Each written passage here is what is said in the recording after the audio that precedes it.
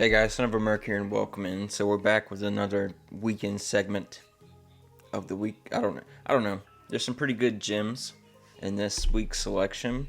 So let's get it started off. I'll kick you guys over.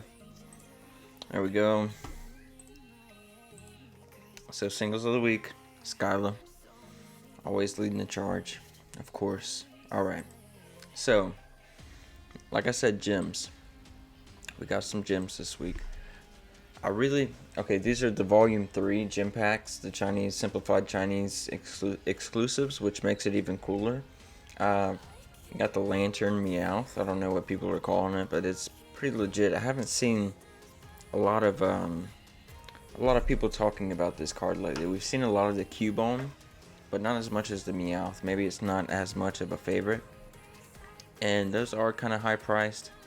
I did leave you guys with the $6 card, the Wooper. I think that dropped like $10. It was at 16 or something like that, but definitely Scarlet and Violet game vibes. Got the Pokemon Center in the background. It's a pretty cool card. $6. It's a steal.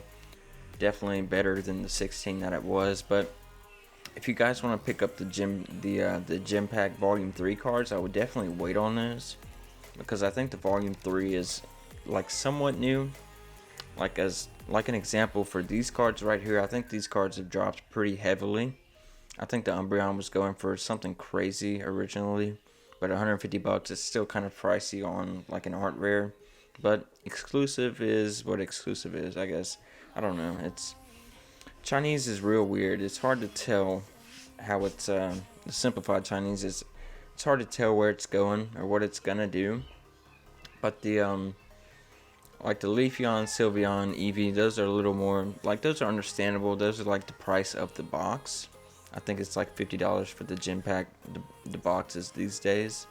Eevee's a little bit cheaper, but like I said, wait. If you're looking to pick up these, those two, the Meowth and the Cubone, I would definitely wait on this because they'll probably come down in price. Like, they're definitely not as favorited as what the evolutions are, but I mean, like, there's a big difference in like the evolutions in the forest versus the art on these cards. I always say they're undeniable, man. The Cubone is beautiful.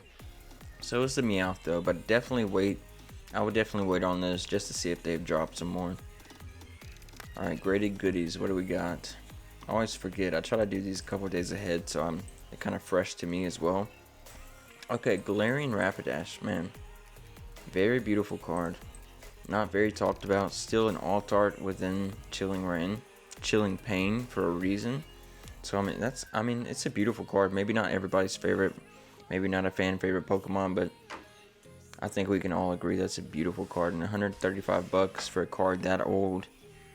Probably not gonna go. I don't know. It's probably not gonna be that volatile.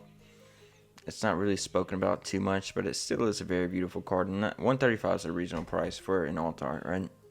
Definitely from Chilling Rain. Alright, Sprigatito, another gym pack card. I think this is volume 1, yeah. I don't know, we haven't gotten any Horizons cards. I think it's pretty dope to me, in my opinion. I mean, we got the stamp cards, the half arts in those promotional boxes, but I don't know. I think this is a pretty big card, and if we don't get this in English or Japanese or anything else, I'd say that's a sleeper, because it's like the main protagonist within the anime, and I don't know. I kind of dig it. $110, not bad at all. Noctowl, not the Pokemon Center version, but $80 for Noctowl, dude. I like this style. It's like a fuzzy, like a yarn type of.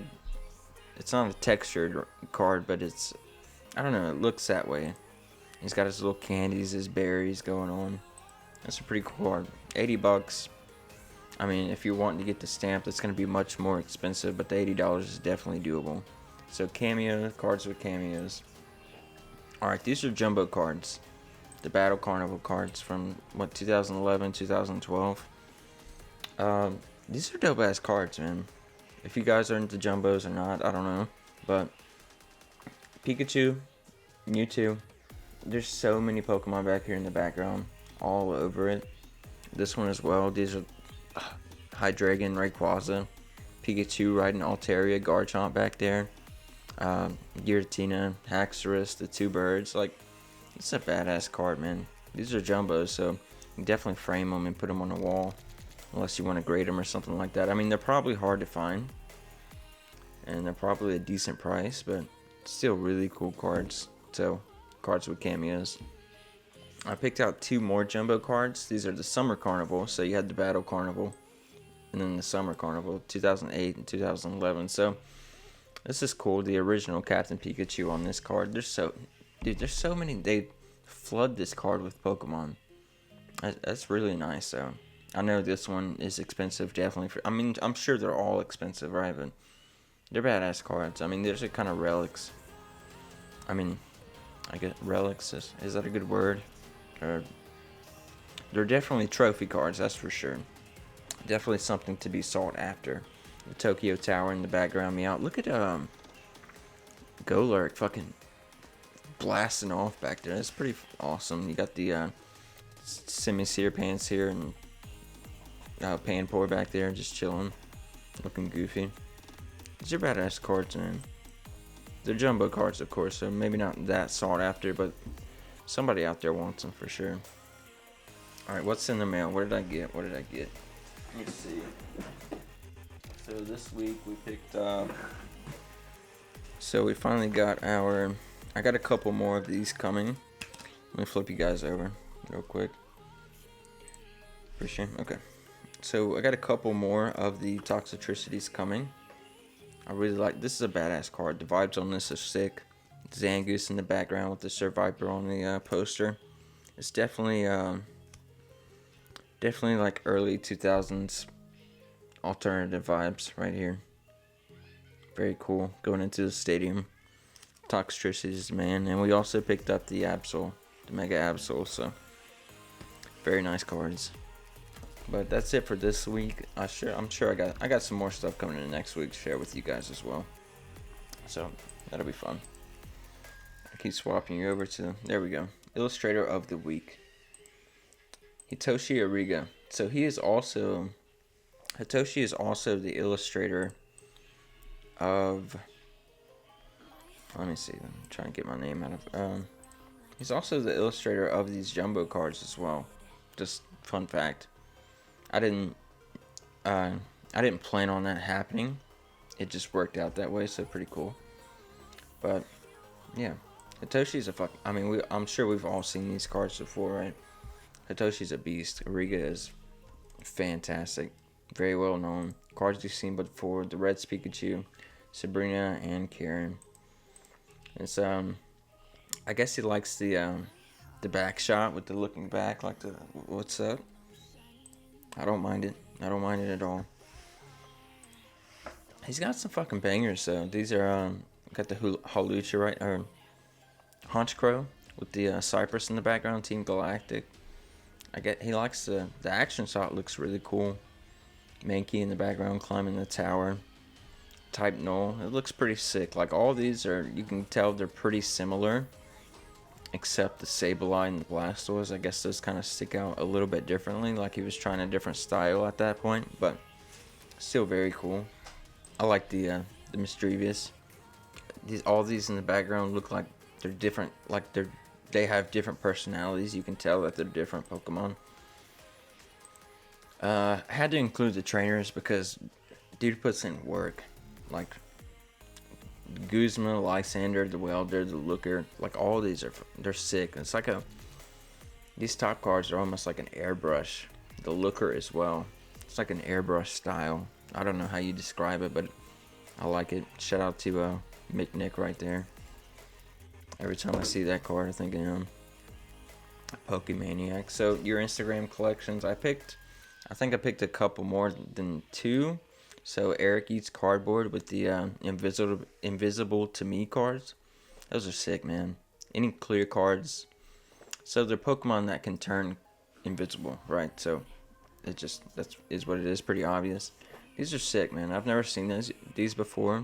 I think they are pretty reasonable in price, not too crazy. And then we Captain Rafa for the next one. So this is his first first video game grade. That's to have a box from, what is it, 2010, 2011, Soul Silver, 2010 I think. I don't know, to have this full box in that pristine condition, you got the Lugia figure and the Pokewalker jacket. That's pretty sick, man. And to be his first time grading it, got an 80. I'm guessing it's out of 100, possibly. Not sure who this company is, but that's pretty dope, man. And then we have the Mexican hipster with all his freaking special delivery Zards. Remember when those were $20 a piece, which was crazy. Noibat Shiny sticking to his name with all the this is a sick card, the little Noibat in the cave. And Jay's Corner with his 2 EX birds, right? Latias and Latios. The Delta species are fantastic. So we went with your boy Getsis, the guy, the dude himself. Man, I keep grabbing. Okay. So while previous villains have redeeming qualities despite embracing the evil nature, or genuinely believing that their schemes are for the betterment of the world, Getsis has no such scruples. Among all Pokemon antagonists, only Volo from Pokemon Legends Arceus comes close to Getsis in sheer villainy. Dude is a beast. You guys can continue to read that as well, but we got a few more slides on him. I thought it's pretty crazy. In Black 2, White 2, Getsis enslaves Kyurem, the third legendary dragon Pokemon left over when Zekrom and Reshiram were born from the original dragon owned by the twin heroes of Unova. When the player confronts Getsis in the Great Chasm, the latter commands Kyurem to outright murder them, and only N's intervention prevents the protagonist from being frozen to death. So that's pretty dark, right? And I wanted to pull this up as well. In Black and White, his Hydreigon has an attack that is super effective against all 6 of N's Pokemon, including his legendary. In Black 2 and White 2, Hydreigon can use Frustration at its maximum power of 102, which is only possible if it despises its trainer. So you guys feel free to read the rest of those, but I won't bore you with the complete passage, but it's pretty dark, man. He forced N to live among Pokemon that were abused by humans for years with little to no human contact to groom him into the pure innocent king and kind of further his idea of that humans just treat Pokemon extremely badly, right? So that's all we got, guys. I love you. I'm not sure how long we went on that one, but yeah, that's all I got. I love you. And I'll catch you guys next week. Later.